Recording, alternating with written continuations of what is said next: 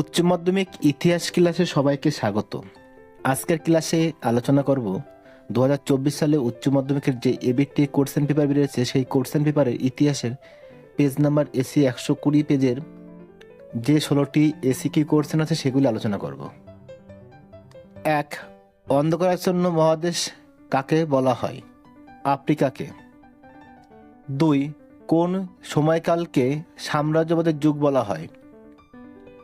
1870 থেকে 1914 সাল পর্যন্ত সময়কালকে সাম্রাজ্যবাদের যুগ বলা হয়। অথবা আমেরিকায় ব্রিটিশ উপনিবেশ স্থাপনের পথিকৃৎ কে ছিলেন? Humphrey Gilbert. 3. নতুন বিশ্ব নামকরণ কে করেন? Amerigo Vespucci. 4. পলাশী লুণ্ঠন বলতে কি বোঝো? বাংলার মসনদে বসে মীর জাফর কোম্পানি ও কোম্পানির কর্মচারীদের প্রচুর ধনরত্ন পুরস্কার স্বরূপ দেন। এর ফলে বাংলার রাজকোষ শূন্য হয়ে যায়। একে পলাশী লুণ্ঠন বলা হয়। 5. কর্নওয়ালিস কোড কি? ভারতের বড়লাট লর্ড কর্নওয়ালিস এদেশের কোম্পানির কর্মচারীদের দুর্নীতি দমন ও দক্ষতা বৃদ্ধির উদ্দেশ্যে 1793 খ্রিস্টাব্দে বিভিন্ন নীতি ও কর্মপদ্ধতির প্রবর্তন করেন। এই কর্মপদ্ধতি কোড কর্নওয়ালিস নামে পরিচিত।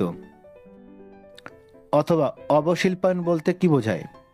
ব্রিটিশ শাসনকালে ভারতের বাজারগুলি ইংল্যান্ডের শিল্প কারখানায় উৎপাদিত পণ্যে ছেয়ে গেলে দেশের চিরাচরিত কুটির শিল্প ধ্বংস হয়ে যায়।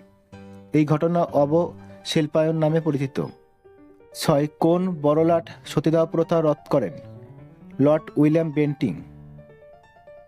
7. কে কবে সত্যশোধক সমাজ প্রতিষ্ঠা করেন? জ্যোতিবা ফুলে 1873 সালে মহারাষ্ট্রে সত্যশোধক সমাজ প্রতিষ্ঠা করেন। 7. কে কবে রামকৃষ্ণ মিশনের প্রতিষ্ঠা করেন? 1897 সালের 1 মে রামকৃষ্ণ পরমহংসের প্রধান শিষ্য স্বামী বিবেকানন্দ রামকৃষ্ণ মিশন প্রতিষ্ঠা করেন। অথবা হুইটলি কমিশন কেন গঠন করা হয়েছিল?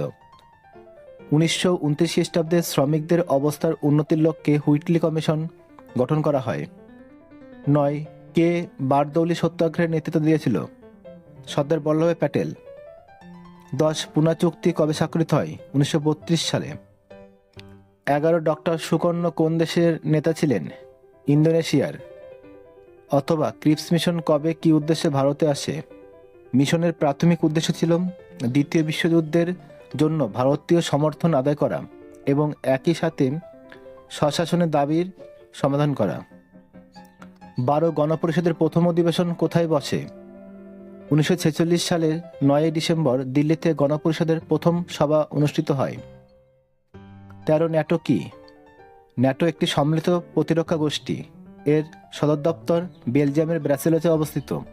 ন্যাটোর বর্তমান সদস্য দেশের সংখ্যা 31। অথবা ফিদেল কাস্ত্রো কোন দেশের রাষ্ট্রনায়ক ছিলেন? কিউবার। 14. কোন অঞ্চলে উপসাগরীয় সংকট দেখা দিয়েছিল? কুয়েত উসমানিয়া সাম্রাজ্যের বসরা প্রদেশের একটি অংশে উপসাগরের সংকট দেখা দিয়েছিল। 15. নেহরু মহলান 20 মডেল কি? ভারতের ইন্ডিয়ান স্ট্যাটিস্টিক্যাল ইনস্টিটিউটের প্রখ্যাত পরিসংখ্যানবিদ প্রশান্তচন্দ্র মহলান 1955 খ্রিস্টাব্দে দ্বিতীয় পঞ্চবার্ষিকী পরিকল্পনায় একটি রূপরেখা বা মডেল তৈরি করেন। প্রধানমন্ত্রী নেহরু কিছু সংশোধনের পর এই রূপরেখা প্রয়োগ করেন। এই মডেল নেহরু মহলান 20 মডেল নামে পরিচিত। অথবা বাংলাদেশ কবে স্বাধীন হয়? 1971 সালে 26শে মার্চ। 16. নয়া উপনিবেশবাদ বলতে কি বোঝায়? দ্বিতীয় বিশ্বযুদ্ধের পর দীর্ঘ সংগ্রামের দ্বারা এশিয়া ও আফ্রিকার সদ্য স্বাধীন দুর্বল রাষ্ট্রগুলির নিরাপত্তা ও আর্থিক উন্নয়নের জন্য পশ্চিমী শক্তিগুলির আর্থিক ও সামরিক শক্তির উপর নির্ভর করতে বাধ্য হয়। এই ধরনের অর্থনীতি সাম্রাজ্যবাদ নয়া উপনিবেশবাদ নামে পরিচিত। ক্লাসটি ভালো লাগলে লাইক করো, তোমাদের বন্ধুদের শেয়ার করো, আর যারা আমার এই চ্যানেলে নতুন তারা অবশ্যই চ্যানেলটিকে সাবস্ক্রাইব করো। আবার দেখা হবে পরের ক্লাসে।